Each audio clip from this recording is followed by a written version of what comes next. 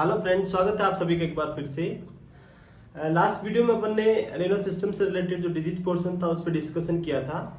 आज अपन बात करेंगे एक बहुत ही इंपॉर्टेंट जो मैनेजमेंट का एक तरीका है रेनल सिस्टम में, वो है हीमोडायलिसिस। तो हीमोडायलिसिस के बारे में अपन बात करेंगे, डिस्कस करेंगे अपन। तो स्टार्ट करते हैं, क्या होता है हीमोडायलिसिस। बात करें हीमोडायलिसिस की, तो हीमोडायलिसिस क्या है? Haemodialysis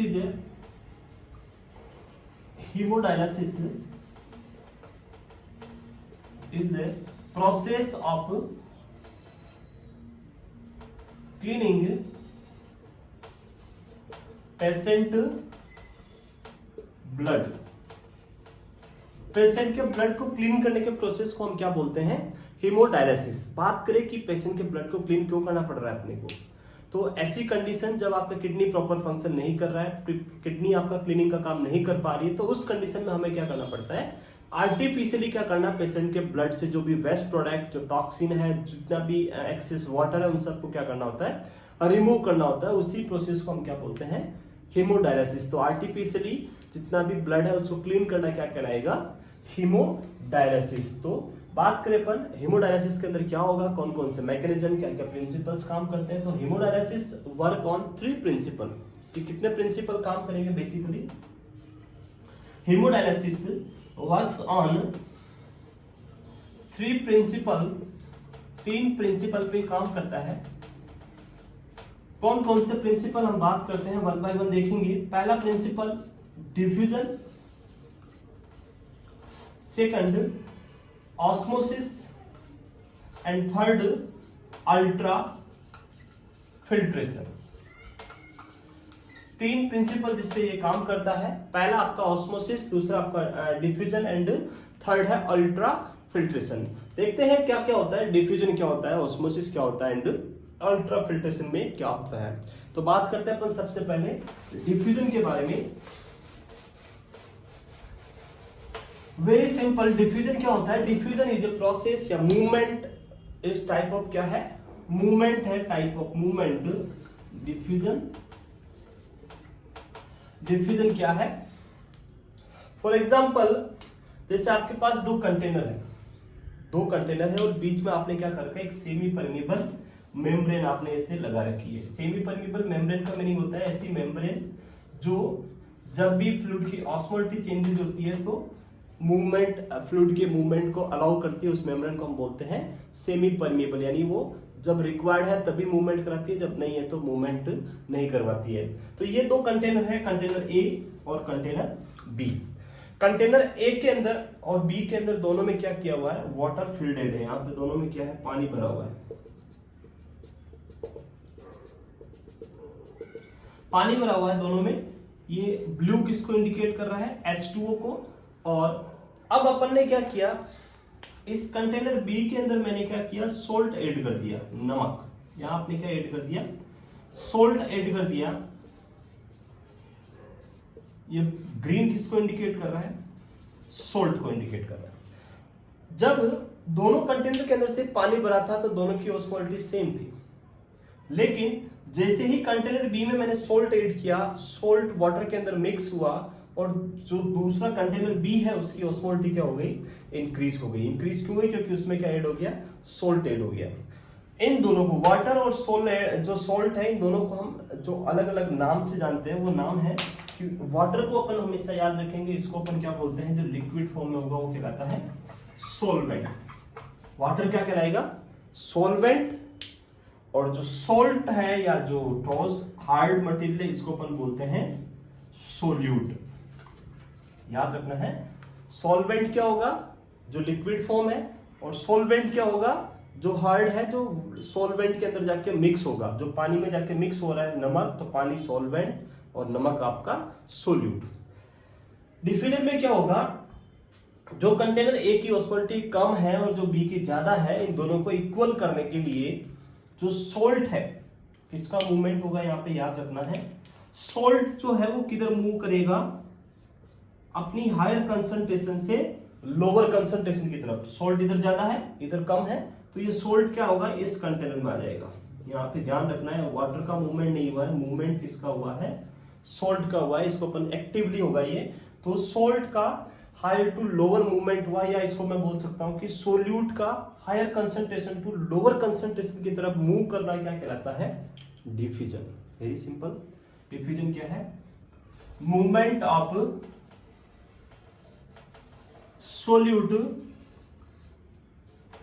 from higher to lower concentration, उसको अपन क्या बोलते हैं? डिफ्यूजन। बात करें डायलिसिस के अंदर डिफ्यूजन क्या करेगा, तो डायलिसिस के अंदर जो ब्लड के अंदर जो सोल्यूट है, जैसे आपके बहुत सारे वेस्ट प्रोडक्ट होंगे, बहुत सारे टॉक्सिन्स होंगे, ड्रग्स है, वो ड्रग्स के मोलिक्यूल्स होंगे, वो सारे उन सब का अमाउंट किस में ज्यादा होगा? ब्लड में ज्यादा। यानी ब्लड में जो टॉक्सिक है, जो सोल्यूट है, उनका अमाउंट क्या है? हायर है। तो वहां से टॉक्सिन मूव करके किसके अंदर आ जाएंगे?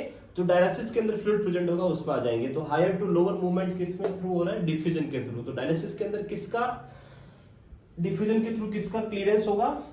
Toxin and waste move through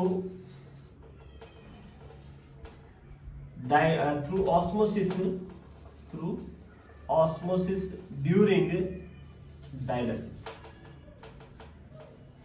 dialysis के दौरान not osmosis, sorry, it's diffusion, not osmosis, it's diffusion. तो toxin and waste move through diffusion during dialysis. Dialysis के दौरान अगर पूछा जाए कि डिफ्यूजन के थ्रू किसका मूवमेंट होता है, तो जो भी सोल्यूट है उन सबका मूवमेंट किसके थ्रू होगा? डिफ्यूजन के थ्रू होगा डायलिसिस के टाइम। और नेक्स्ट अपन बात करें सेकंड, ऑस्मोसिस। ऑस्मोसिस में क्या होगा?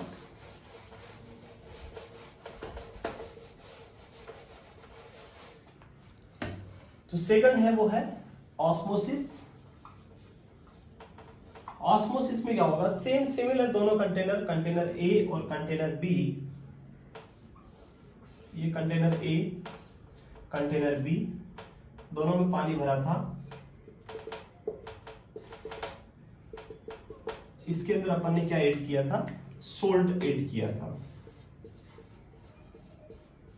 तो यहां पे अपन देखेंगे कि ऑस्मोलिटी, सॉरी इधर सॉल्ट नहीं था, सॉल्ट इसमें ए कंटेनर में अपन ने ऐड किया था, बी कंटेनर में सॉल्ट ऐड किया था, और ए कंटेनर के अंदर सिर्फ क्या भरा हुआ है? पानी भरा हुआ है।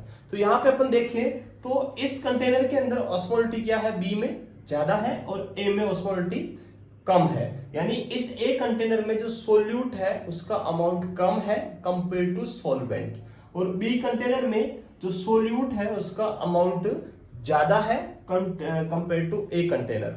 और इस कंडीशन में ये ऑस्मोलिटी को इक्वल करने के लिए जो आपका सोल्वेंट है, सोल्वेंट कौन है? वाटर या H2O।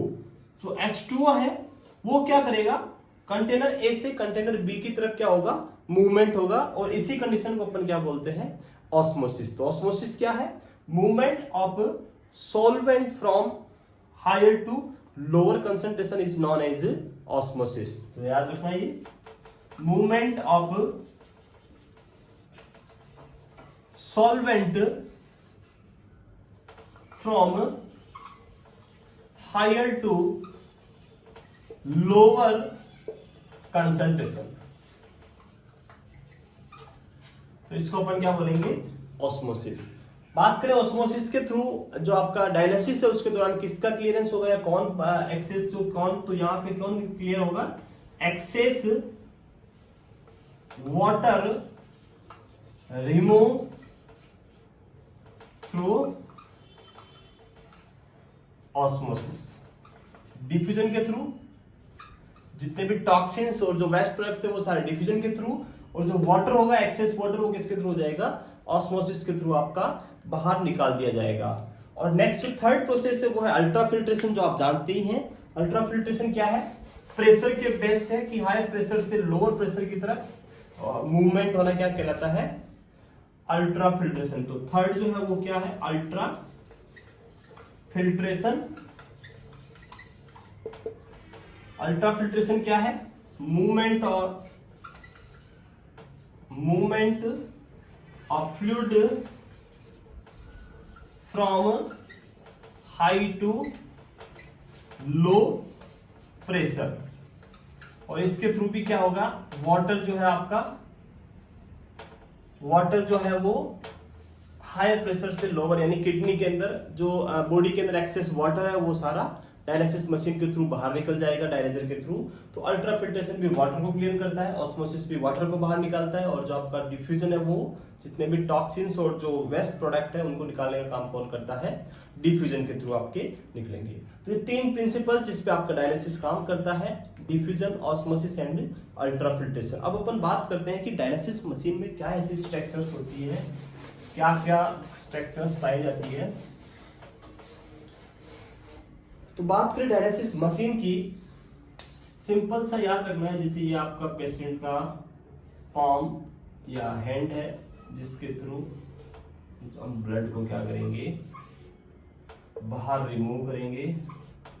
तो यहां से आपने क्या किया, आर्टेरियल कैनुला के थ्रू, आर्टेरियल के थ्रू क्या किया, ब्लड को बाहर निकाला।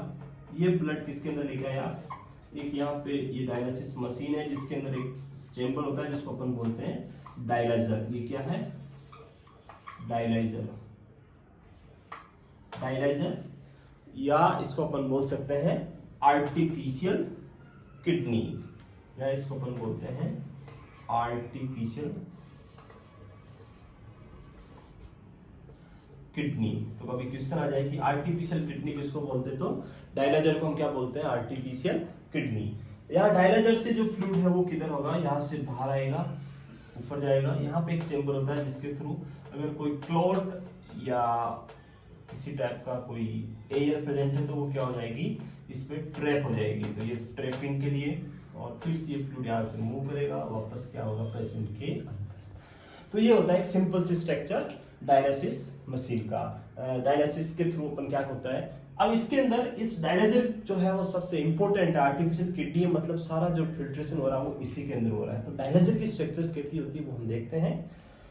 उससे पहले जो ब्लड यहाँ से मूव कर रहा है और डायलाइजर्स के अंदर इन होके आउट हो रहा है, ये ब्लड की स्पीड कितनी रहेगी, ये ब्लड जो यहाँ से फ्लो करेगा इसकी फ्लो कितनी रहेगी। तो ये जो फ्लो रहेगा ब्लड का इन और आउट होने का, वो रहेगा around 500 to 550 ml, 500 to 550 ml per minute. एक मिनट में ब्लड इन और आउट और इन हो रहा है, वो कितने स्पीड से होगा, 500 to 550 ml per minute in और आउट होगा। इट मीन्स आपको यहाँ बड़ा साइज का कैनुला या कोई पोर्ट चाहिए जिसके थ्रू आप ब्लड को क्या करें, इस स्पीड से बाहर निकाल सके। अब अपन बात करते हैं इस डायलाइजर में क्या होता है, ऐसा कैसी इसकी स्ट्रक्चर्स होती है। तो डायलाइजर की स्ट्रक्चर्स की बात करते हैं अपन। डायलाइजर की स्ट्रक्चर्स की बात करें, ये आपका डायलिसिस मशीन वाला डायलाइजर की स्ट्रक्चर्स में क्या होगा, सिंपल से एक स्ट्रक्चर्स इस टाइप से देखा जाता है। इसके अंदर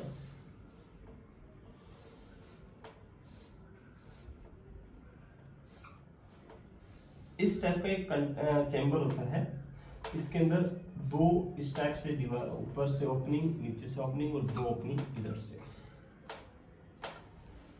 इस टाइप का एक चेंबर होता है डायलिसिस मशीन में। इधर से क्या होगा, ब्लड इन और इधर से ब्लड आउट। ब्लड ऊपर से आएगा, नीचे से आउट हो जाएगा। अब इसके बीच में क्या पाया जाता है, तो यहां पे क्या होती है, बहुत ही फाइन फाइन सी ट्यूब्स पाई जाती है इस टाइप की। ये tube number 1, tube number 2, tube number 3, tube number 4, tube number, ऐसे बहुत सारी क्या होती है इसके अंदर ट्यूब्स पाई जाती है। ये ट्यूबिंग है जो इसके बीच में पाई जाती है इस तरह से।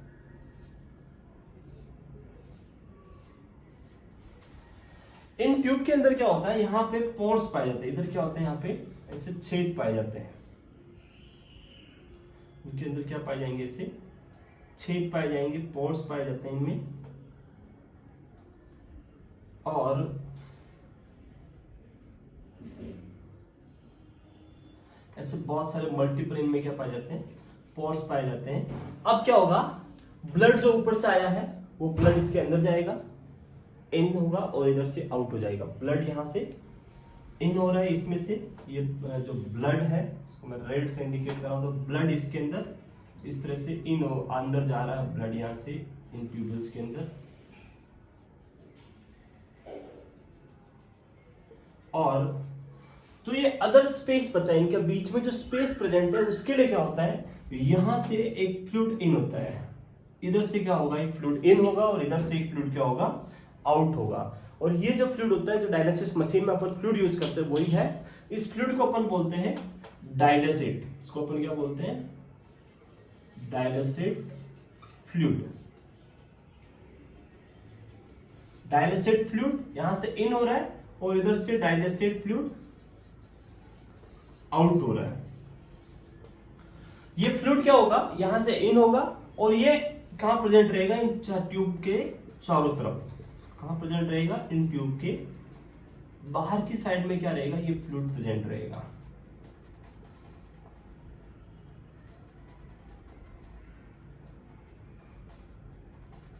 इस तरह से तो ट्यूब्स के अंदर क्या प्रेजेंट है, ब्लड प्रेजेंट है, और ट्यूब के बाहर क्या है, फ्लूइड प्रेजेंट है। जो फ्लूइड हम यहां से भेजेंगे इस फ्लूइड की ऑस्मोलिटी इस ब्लड की ऑस्मोलिटी से क्या रहेगी, कम रहेगी।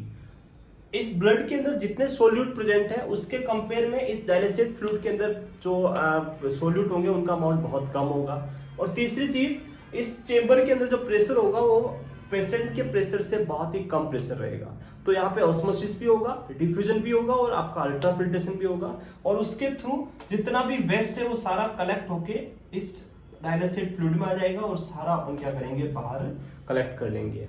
और जो रिमेनिंग ब्लड है वो ब्लड इसके थ्रू यहाँ पे सारा वापस पेशेंट के अंदर यहाँ से फिर से अपन किसमें डाल देंगे, पेशेंट के अंदर इन कर देंगे। तो ये होता है डायलाइजर जो अपन ने यहाँ पर आया था, ये डायलाइजर की स्ट्रक्चर्स है जिसके अंदर मेनी ट्यूब्स पाई जाती है, ट्यूब्स में पोर्स पाए जाते हैं जिनके थ्रू ब्लड के अंदर जितने भी chemicals waste product excess water वो इस डायलिसिट फ्लूइड में मिक्स होके बॉडी से बाहर निकाल दिया जाता है। तो ऐसे काम करता है ये आपका डायलिसिस मशीन। इसमें याद रखना है तो flow rate 500 to 550 ml per minute. दूसरी चीज क्या होती है कि बॉडी के अंदर क्या होती है, ब्लड वेसल्स के अंदर बहुत सारे केमिकल्स पाए जाते हैं, बहुत सारे हार्मोन्स, बहुत सारी चीजें पाई जाती है जिसकी वजह से आपके ब्लड कभी भी क्लॉट नहीं होता है। बट इन ट्यूब में ऐसी कोई स्ट्रक्चर्स नहीं होती, ये ट्यूब्स हैं, इनमें प्लास्टिक की ट्यूब है तो इनके अंदर क्लॉट हो सकता है। तो क्लॉट को प्रिवेंट करने के लिए हम क्या करते हैं, ड्यूरिंग डायलिसिस पेशेंट को क्या डायलिसिस मशीन में क्या ऐड करते हैं, ब्लड के अंदर हेपरिन डालते हैं ताकि इन ट्यूब्स के अंदर किसी टाइप का कोई क्लॉट फॉर्म नहीं हो। तो to prevent clot heparin added, heparin हम क्या करते हैं एड करते हैं क्लॉट को प्रिवेंट करने के लिए इन ट्यूब्स के अंदर। तो याद रखना है पहला तो flow rate 500 to 550 ml per minute, और दूसरा जो आपका क्लॉट है उसको प्रिवेंट करने के लिए हम क्या ऐड करते हैं, उसके अंदर हेपरिन ऐड किया जाता है। तो ये ड्यूरिंग डायलिसिस आपको ध्यान रखना है। नेक्स्ट अपन बात करें, ये तो हो गया डायलिसिस मशीन के बारे में। अब इस मशीन के लिए जो आपको ब्लड फ्लो चाहिए आउट होने के लिए, इन होने के लिए, वो ब्लड फ्लो किस किस डिवाइस के थ्रू हम रिसीव कर सकते हैं। तो access device for hemodialysis, access device for hemodialysis. तो हीमोडायलिसिस के लिए हम बेसिकली दो टाइप के डिवाइस यूज कर सकते हैं, कुछ डिवाइस जो बाहर एक्सटर्नली होते हैं और कुछ डिवाइस जो आपके इंटरनली होते हैं। तो अपन वन बाय वन सबको देखेंगे। सबसे पहले हम ऐसा क्या कर सकते हैं, कैथेटर इंसर्ट कर सकते हैं सब क्लेवियन या फीमोरल वेन के अंदर। तो सब क्लेवियन या फीमोरल कैथेटर, सब क्लेवियन या फीमोरल कैथेटर। तो आप क्या करेंगे, बड़ा सा कैथेटर जो नेफ्रोलॉजिस्ट या यूरोलॉजिस्ट जो है वो ड्यूरिंग डायलिसिस से पहले या तो सब क्लेवियन या फीमोरल के अंदर क्या करेगा, उस कैथेटर को इंसर्ट करेगा और आप पेशेंट को इसके थ्रू डायलिसिस कर सकते हैं। तो इस कैथेटर के थ्रू हम क्या कर सकते हैं, पहली चीज ये short term period, short term use होता है, शॉर्ट टर्म यानी around up to 6 week, 6 week के लिए हम इसको यूज कर सकते हैं। इसका सिर्फ यूज क्या है, शॉर्ट टर्म यूज है, लॉन्ग टाइम तक आप इसको यूज नहीं कर सकते। तो इसका मेन पर्पज है कि जैसे आपने फिस्टुला फॉर्मेशन किया है या ग्राफ्ट लगाया है, तो उसको मैच्योर होने में जो टाइम लगेगा उससे पहले अगर आपको यूज करना है तो आप क्या कर सकते हैं, सब क्लीवन या फीमोरल कैथेटर यूज कर सकते हैं। इसको हम लॉन्ग टर्म पेशेंट के अंदर यूज नहीं कर सकते हैं। सिर्फ किसके लिए यूज होगा, ये शॉर्ट टर्म पेशेंट के लिए सब क्लीवन या फीमोरल कैथेटर हम पेशेंट में यूज कर सकते हैं। इस कैथेटर को लगाने के बाद आपको पेशेंट को साइट को असेस करना है। साइट असेस फॉर, साइट पे ब्लीडिंग हो सकती है तो ब्लीडिंग के लिए, हिमेटोमा, किसी टाइप का हिमेटोमा तो नहीं है उसके लिए, या फिर साइन ऑफ इन्फेक्शन तो नहीं है उसके लिए आपको पेशेंट की साइट को असेस करते रहना है। उसके अलावा इसकी कुछ एडवांटेज भी है कि इसको अपन लगाने के जस्ट बाद यूज कर सकते हैं। Used immediately after insertion, used immediately after insertion. जैसे फिस्टुला फॉर्मेशन है तो उसको हम इमीडिएटली यूज नहीं कर सकते, बट इसको हम इमीडिएटली यूज कर सकते हैं। और इसी वजह से आपको जब फिस्टुला फॉर्मेशन किया तो उससे पहले कुछ फिस्टुला को मैच्योर होने में अराउंड 6 वीक लगेंगे, 4 to 6 वीक। तो तब तक आपको डायलिसिस करने के लिए आप क्या कर सकते हो, सब क्लीवन या फीमोरल कैथेटर यूज कर सकते हैं। अगर आपने फीमोरल कैथेटर डाला है पेशेंट को, अगर पेशेंट को फीमोरल कैथेटर इंसर्ट किया है तो उस कंडीशन में आपको ध्यान रखना है एक चीज का कि पेशेंट को बेंड नहीं करवाना है, जो सुपाइन पोजीशन है उसी में रखना है पेशेंट को। जैसे फॉर एग्जांपल आपने पेशेंट को, एक पेशेंट है, इसको आपने फीमोरल कैथेटर इंसर्ट किया है, पेशेंट को आपने फीमोरल कैथेटर इंसर्ट किया है। जैसे ये एक पेशेंट है, इसको आपने फीमोरल कैथेटर इंसर्ट किया है। इस पेशेंट को अगर आपने फीमोरल जैसे यहाँ डाल दिया कैथेटर, इस जगह पे कैथेटर डाला है, जैसे ये कैथेटर डाला है आपने।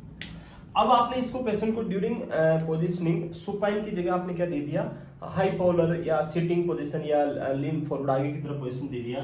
तो ये जो पोर्शन है यहाँ का, ये पोर्शन क्या हो जाएगा, इस तरह से बेंड हो जाएगा। और जब ये बेंड होगा, पूरा पैर जब ऐसे बेंड होगा, तो जो कैथेटर अपन ने डाला था वो कैथेटर यहाँ से क्या हो सकता है, इस तरह से कैथेटर भी किंक हो सकता है। और किंक होने से यहाँ से ऑब्स्ट्रक्शन आ जाएगा, और ऑब्स्ट्रक्शन की वजह से आपका डायलिसिस प्रॉपर नहीं हो पाएगा। तो पेशेंट को ध्यान से बोलना है कि ड्यूरिंग डायलिसिस आपको सिटिंग पोजीशन या हाई फॉलर पोजीशन नहीं लेनी है। फीमोरल कैथेटर की कंडीशन में आपको क्या करना है, फीमोरल कैथेटर है तो सुपाइन पोजीशन ही पेशेंट को देनी है, सिटिंग या हाई फॉरवर्ड पोजीशन पेशेंट को प्रोवाइड नहीं करनी है। तो ये ध्यान रखना है हमें फीमोरल कैथेटर के अंदर। ये था फर्स्ट टाइप का। नेक्स्ट अपन बात करते हैं सेकंड टाइप की जो असिस्ट डिवाइस है। एक्सटर्नल डिवाइस में एक और डिवाइस है एक्सटर्नल एवी फिस्टुला, या इसको अपन बोलते हैं, फर्स्ट अपन बात करते हैं एवी शंट। एक्सटर्नल एवी शंट। एक्सटर्नल एवी शंट में हम क्या करते हैं, पेशेंट का वेन और जो आर्टरी है, जैसे ये एक पेशेंट का वेन है और एक आपके पेशेंट का आर्टरी है, इन दोनों में आप क्या करेंगे, एक कैनुला है जो दोनों के अंदर क्या करेंगे अपन ऐसे इंसर्ट कर देंगे। एक वेन में डाल दिया आपने कैनुला, एक आर्टरी के अंदर डाल दिया, हैंड के अंदर डाल सकते हैं अपन। और इन दोनों को क्या करेंगे, ऐसे दोनों को एक दूसरे से कनेक्ट कर देंगे। तो एक कैथेटर को दूसरे कैथेटर में ऐसे इंसर्ट कर देंगे और एक यू फॉर्म कर देंगे। ये सारा काम हो रहा है एक्सटर्नल हो रहा है, बाहर हाथ के बाहर रहेगा, इसलिए इसको अपन क्या बोलते हैं, external AV shunt.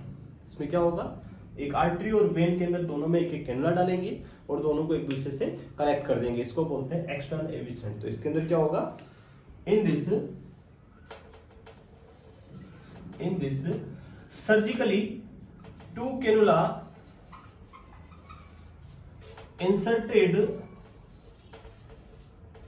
In vein and artery and connected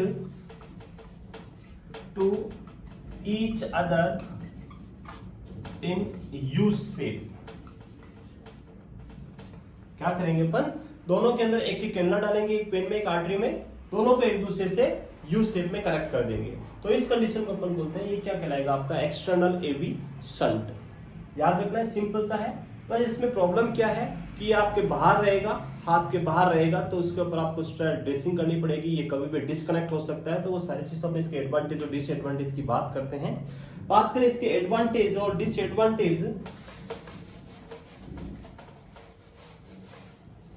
advantage और डिसएडवांटेज की बात करें तो पहले ड्यूरिंग डायलिसिस जो आर्टीरियल कैनुला है वो ब्लड किसको देगा, डायलिसिस मशीन के थ्रू जाएगा। आर्टीरियल कैनुला से ब्लड डायलिसिस मशीन में, और डायलिसिस मशीन से वापस फिल्टर्ड होकर ब्लड वेन कैनुला के थ्रू, डायलिसिस वेन कैनुला के थ्रू पेशेंट के अंदर इंसर्ट हो जाएगा। तो जब डायलिसिस करेंगे तब दोनों को अलग करेंगे और दोनों को यूज कर लेंगे अपन। जैसे ही डायलिसिस कंप्लीट होगा दोनों कैनुला को फिर से एक दूसरे के अंदर डाल के कनेक्ट कर देंगे, और ब्लड जो है वो आर्टरी से वेन की तरफ मूव होता रहेगा यू से कनेक्टर के थ्रू। बात करें इसके एडवांटेज, एडवांटेज क्या है, यूज्ड इमीडिएटली। पहला एडवांटेज क्या है, इसको अपन इमीडिएटली यूज कर सकते हैं आफ्टर इंसर्शन। जैसे ही आपने इंसर्ट किया आप इसको यूज कर सकते हैं, आपको वेट करने का जरूरत नहीं होती है।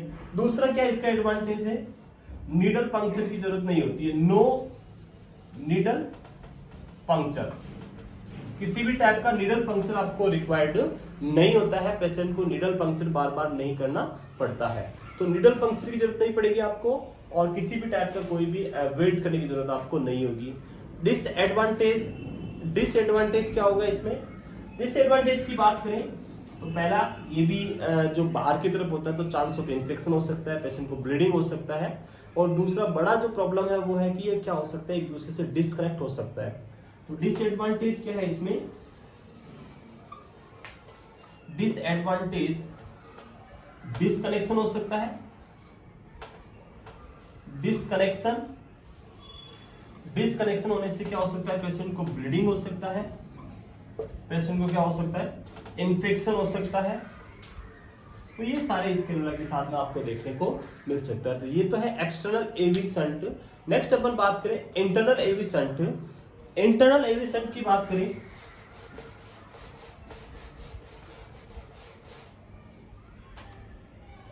नेक्स्ट है इंटरनल एवी शंट। एवी का मीन्स है आर्टीरियो वीनस शंट। इंटरनल इसलिए है क्योंकि ये हैंड के अंदर की तरफ रहेगा, बाहर नहीं रहेगा। कहां रहेगा, ये हाथ के अंदर बनाएंगे अपन। तो इसमें अपन दो तरह से बना सकते हैं। पहला क्या होगा कि हम क्या कर सकते हैं, एक आर्टरी और एक वेन है, एक वेन आपकी, एक वेन है और एक आर्टरी है। इन दोनों को हम क्या कर सकते हैं, एक दूसरे से ऐसे अटैच कर सकते हैं। वेन और आर्टरी को दोनों को क्या किया, एक दूसरे से जोड़ दिया अंदर से, और इस तरह से एक फिस्टुला अपन ने क्रिएट कर दिया। क्या किया अपन ने, पेशेंट की जो वेन है और वेन और जो आर्टरी है दोनों को क्या किया अपन ने, इसे एक दूसरे से अटैच करके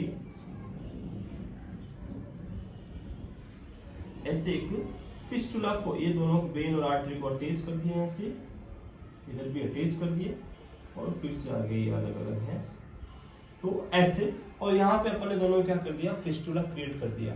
तो ये प्रोसेस हो सकता है। और दूसरी कंडीशन होती है कि कभी कभी पेशेंट की जो वेन है वो बहुत फाइन होती है, जैसे डायबिटीज पेशेंट है उनमें वेन बहुत थ्रोम्बस हो जाती है, उनके अंदर ग्लूकोज जम जाता है, एथेरोस्क्लेरोसिस हो जाता है, तो वो वेन अपन यूज नहीं कर सकते। तो उन पेशेंट में हम क्या करते हैं, जैसे ये आपकी एक आर्टरी और ये दूसरी वेन, इनमें हम क्या करते हैं, दोनों के बीच में एक ग्राफ्ट लेके ग्राफ्ट अटैच कर देते हैं। दूसरी साइड से ग्राफ्ट लेके आपने ऐसे अटैच कर दिया और दोनों में क्या बना दिया, एक कनेक्शन बना दिया। तो इस टाइप के को अपन बोलते हैं, ये हो गया इंटरनल एवी शंट, और ये होता है आपका इंटरनल, इसको अपन बोलते हैं internal AV fistula. This is internal AV fistula, और ये है आपका इंटरनल एवी ग्राफ्ट। ये है फिस्टुला और ये है ग्राफ्ट। बात करते हैं पहले फिस्टुला की, फिर बात करते हैं ग्राफ्ट की। फिस्टुला क्या होता है और ग्राफ्ट क्या होता है। तो फिस्टुला के अंदर हमें क्या प्रॉब्लम होगी, क्या डिसएडवांटेज होंगे, क्या एडवांटेज होंगे। तो फिस्टुला सबसे पहली चीज, सबसे इंपॉर्टेंट हमें याद रखना है, preferred method for CKD patient, जो सीकेडी पेशेंट है उनमें सबसे बेस्ट प्रिफर्ड जो मेथड है वो कौन सा है, वो है आपका इंटरनल एवी फिस्टुला। बात करें इसकी तो ये कुछ कंडीशंस इसमें भी होती है कि फिस्टुला को मैच्योर होने में 4 to 6 weeks required for fistula maturation.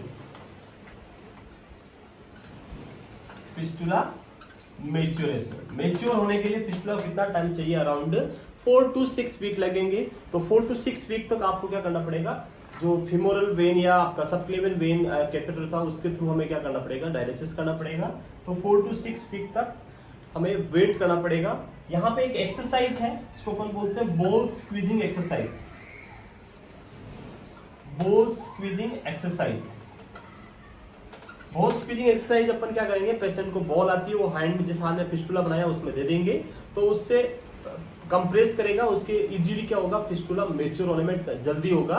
तो आप पेशेंट को एडवाइस करेंगे कि आप बॉल को बार बार क्या करते रहे, स्क्वीज करते रहे, इससे फिस्टुला क्या होगा, जल्दी मैच्योर हो जाएगा। तो ये हमें ध्यान रखना है। उसके अलावा अपन बात करें इसमें एडवांटेज और डिसएडवांटेज क्या है। एडवांटेज की बात करें,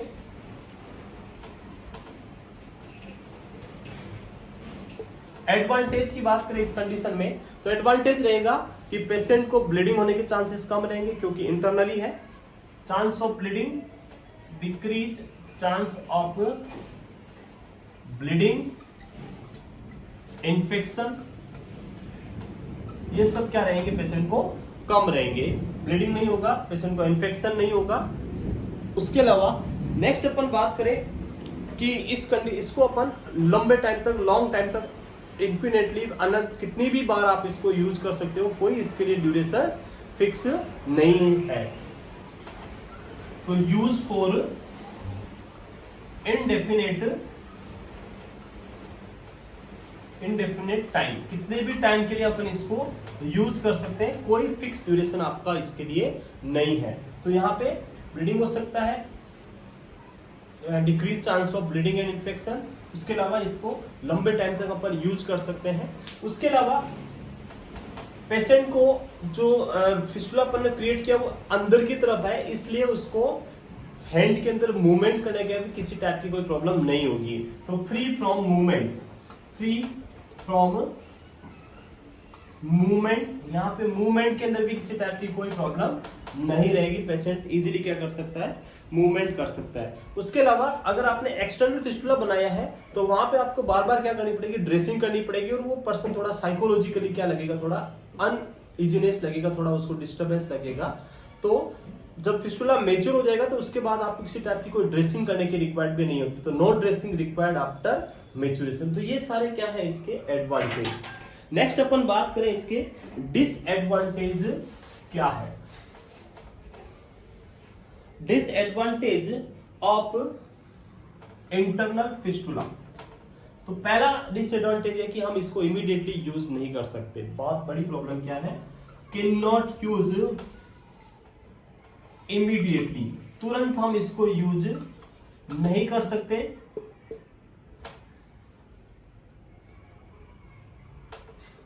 आपको 4 to 6 वीक का वेट करना पड़ेगा, जब तक फिस्टुला मैच्योर होगा तब तक आपको क्या करना पड़ेगा, वेट करना पड़ेगा इसको यूज करने के लिए। तो पहला डिसएडवांटेज क्या हो गया, can not use immediately.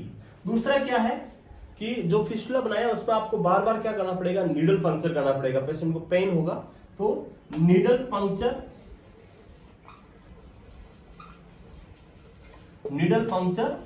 Required. Needle puncture करने की वजह से पेशेंट को कभी कभी इन्फिल्ट्रेशन होने के चांसेस भी हो सकते हैं। तो क्या हो सकता है, पेशेंट को इन्फिल्ट्रेशन हो सकता है, इन्फिल्ट्रेशन। उसके अलावा परमानेंट आर्टरी और वेन को अटैच करने की वजह से एक स्पेशल टाइप का सिंड्रोम होता है जिसको अपन बोलते हैं आर्टीरियल स्टिल सिंड्रोम। क्या देखने को मिल सकता है, arterial steal syndrome, arterial steal syndrome. बात करें इसकी, ये क्या होता है, ये क्या है, जैसे आपने क्या किया, वेन और आर्टरी को ऐसे अटैच कर दिया, एक आर्टरी और एक वेन दोनों को एक दूसरे से आपने क्या किया, ऐसे अटैच कर दिया। अब ब्लड जो है वो इस तरह से फ्लो कर रहा है, यहाँ से ब्लड फ्लो करके कुछ इधर जाएगा और बाकी सारा वापस वेन में होके वापस पेशेंट को रिटर्न हो जाएगा, वेनस रिटर्न हो जाएगा। तो इस कंडीशन में जो आगे का पोर्शन है, जो हैंड का ये जो पार्ट है, इस पार्ट के अंदर ब्लड सप्लाई क्या हो जाएगी, डिक्रीज हो जाएगी, और उसकी वजह से यहाँ नेक्रोसिस हो सकता है, साइनोसिस हो सकता है, ब्लूरियस डिस्कलरेशन, यहाँ की सेल डैमेज हो सकती है। इस कंडीशन को अपन क्या बोलते हैं, आर्टीरियल स्टिल सिंड्रोम। क्या है, ड्यू टू आर्टरी और वेन को कनेक्ट करने की वजह से जो लोअर पेरिफेरी है उनमें ब्लड सप्लाई नहीं होगी, और उसकी वजह से पेशेंट का ये पार्ट क्या हो जाएगा, नेक्रोसिस, उसको अपन बोलते हैं arterial steal syndrome. Other condition अपन बात करें तो वीनस ब्लड बहुत फास्टली किसके अंदर मूव करेगा, आर्टीरियल ब्लड बहुत फास्टली वेन के अंदर मूव करेगा, उसकी वजह से कार्डियक आउटपुट बढ़ जाएगा, और चांस ऑफ हार्ट फेलियर क्या हो सकते हैं, इंक्रीज हो सकते हैं। तो यहाँ पे और क्या हो सकता है, हार्ट फेलियर हो सकता है, पेशेंट को हार्ट फेलियर होने के चांसेस भी आपको देखने को मिलेंगे, तो वो भी इस फिस्टुला की वजह से हो सकता है। कभी कभी क्या हो सकता है, फिस्टुला ओवर डिस्टेंड हो सकता है, और उसकी वजह से वहां क्या बन सकता है, एन्यूरिज्म बन सकता है, हार्ट फेलियर हो सकता है, एन्यूरिज्म फॉर्मेशन हो सकता है। एन्यूरिज्म क्या होता है, bulging out of the when और आर्टरी जो बल्ज आउट हो जाती है, बलून लाइक स्ट्रक्चर बन जाती है, उसको अपन क्या बोलते हैं, एन्यूरिज्म। तो एन्यूरिज्म फॉर्मेशन हो सकता है। ये सारा आपको ध्यान रखना है कि क्या क्या इसके एडवांटेज है, क्या क्या इसके डिसएडवांटेज। यहाँ पे इंपॉर्टेंट जो कंडीशन थी वो याद रखनी है, आर्टीरियल स्टिल सिंड्रोम वो क्या है वो याद रखना है आपको। आर्टीरियल स्टिल सिंड्रोम क्या है, जो आपका आर्टीरियल ब्लड है वो बहुत फास्टली वेन में मूव कर रहा है, और उसकी वजह से लोअर पेरिफेरी के अंदर ब्लड सप्लाई प्रॉपर नहीं हो रही है, उसी को अपन क्या बोलते हैं, आर्टीरियल स्टिल सिंड्रोम। नेक्स्ट अपन बात करें, लास्ट जो नेक्स्ट अपन बात करें इसके बारे में कि जो हीमोडायलिसिस है, ये सारे थे ऐसे डिवाइस जिसको अपन यूज कर सकते हैं हीमोडायलिसिस के लिए। लास्ट जो टॉपिक है कि क्या क्या कॉम्प्लिकेशन हो सकते हैं हीमोडायलिसिस के, complication of haemodialysis, complication of haemodialysis. Haemodialysis की बात करें कॉम्प्लिकेशन में, तो पहला कॉम्प्लिकेशन हो सकता है, सबसे बड़ी प्रॉब्लम देखने को मिलती है कि यहाँ पे एयर एम्बोलिज्म होने के चांसेस बहुत ही ज्यादा देखने को मिलते हैं। तो क्या हो सकता है, पेशेंट को एयर एम्बोलिज्म हो सकता है। एयर एम्बोलिज्म के साथ में पेशेंट को क्या हो सकता है, अदर कॉम्प्लिकेशन की बात करें अपन, एयर एम्बोलिज्म हो सकता है, आर्टीरियल स्टिल सिंड्रोम जो मैंने ऑलरेडी अभी आपको बताया था वो हो सकता है, पेशेंट का हार्ट फेलियर हो सकता है। उसके अलावा जो आपका फ्लूइड है वो बहुत फास्टली मूव करता है, बहुत फास्टली आपके बॉडी से बाहर निकल के डायलिसिस मशीन के थ्रू बहुत फास्ट मूव आपको रिमूव किया जाता है। उसकी वजह से बॉडी के अंदर क्या हो जाता है, फ्लूइड का वॉल्यूम कम हो सकता है, ऑस्मोलिटी में चेंजेस आएंगे। उसकी वजह से एक प्रॉब्लम होती है, उसको बोलते हैं डिसइक्विलिब्रियम सिंड्रोम।